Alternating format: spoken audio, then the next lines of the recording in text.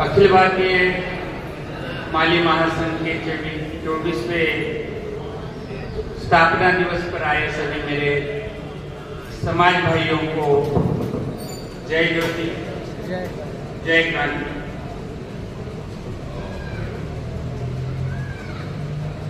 बड़ी दूर से आए हैं, बड़े प्यार से आए हैं। आपका जो न्योता मिला था, लेकिन समझौता भी मुझे करना है कि ज्यादा समय नहीं है, इसको भी ध्यान रखना है, क्योंकि मैं एक समाज का एक सामाजिक कार्यकर्ता हूं, प्रदेश का अध्यक्ष हूं। जैसे कि भाई साहब ने कहा था, अपने अपने इलाके में भारत को आप सुधारते जाइए, जोड़ते जाइए, तो सारा भारत मेरा भारत महान बन जाएगा। तो वही काम करना है हमें। ये जाति नाम के झगड़े से हमें कोई लेन देन नहीं है। आप रामी लगाइए, आप सैनी लगाइए, आप माली लगाइए, लेकिन हम सब है माली, ये भूलना नहीं चाहिए। और जो जनगणना की जब बात आ रही है 2026 और 27 में केंद्र सरकार ने ओबीसी की जनगणना की पहली बार 1831 के बाद जो जनगणना हो रही है वो 2026 में पहली बार हमारे केंद्र सरकार कर रही है।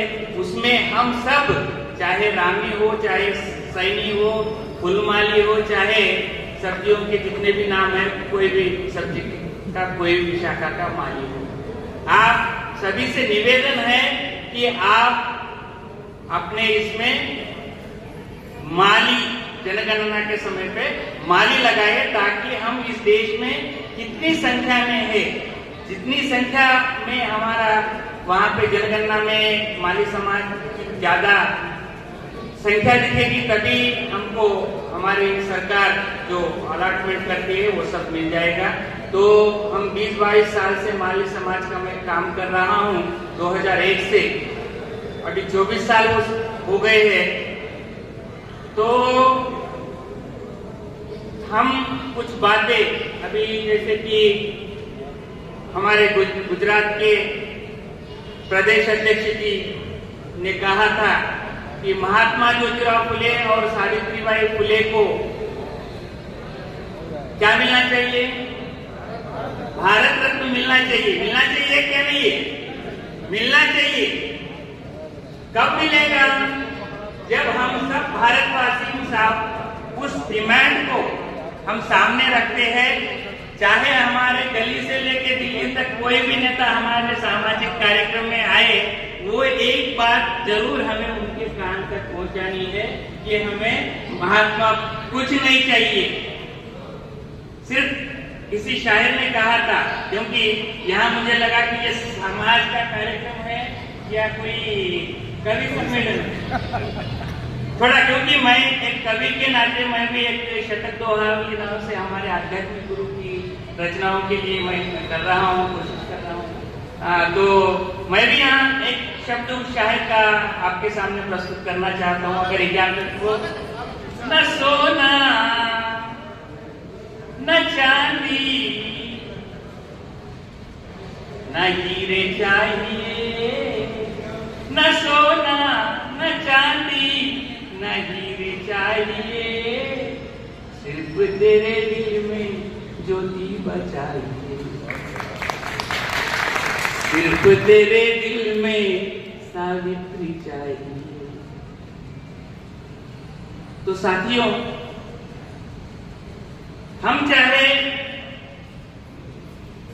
इस देश के किसी भी प्रांत से हो, हमें ये नहीं भूलना चाहिए कि बाबा साहेब डॉक्टर भीमराव अंबेडकर जी ने जो संविधान लिखा है, जो देश जिनके कलम से चलता है, तो उस महापुरुष ने, उस युग पुरुष ने, डॉक्टर बाबा साहेब भीमराव अंबेडकर ने महात्मा ज्योतिराव फुले को गुरु माना है। और इस देश में जो महिलाओं को आज पुरुषों के समान बैठने का जो अधिकार दिया है, शिक्षा का अधिकार दिया है, समान अधिकार दिया है, वो अधिकार देने वाली माता सावित्री माई फुले है। इनको हम कभी नहीं भूलना चाहिए। और आपके रतलाम में आके मुझे सबसे अच्छा ये लगा कि आप सावित्रीबाई फुले को फुले नहीं, सावित्री माई देवी कह रही है।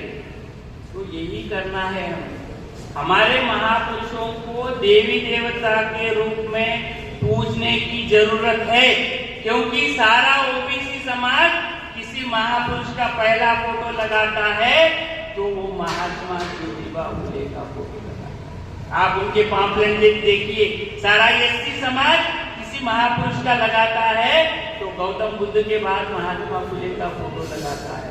फिर हमारे माली समाज के घरों में कितने घरों में महात्मा ज्योतिबा फुले सावित्रीबाई का फोटो है? नहीं है ना।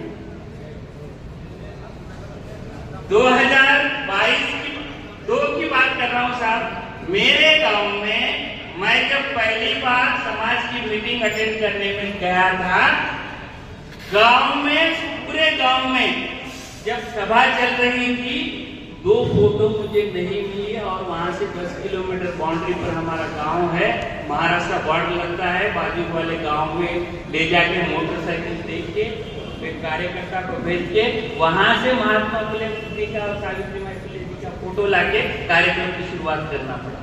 और आज मेरे समाज के हर घर में, हर गांव में, मेरे जिले में ही नहीं पूरे तेलंगाना राज्य में 300 महात्मा ज्योतिबा फुले और सावित्रीबाई फुले सिर्फ एक समाज के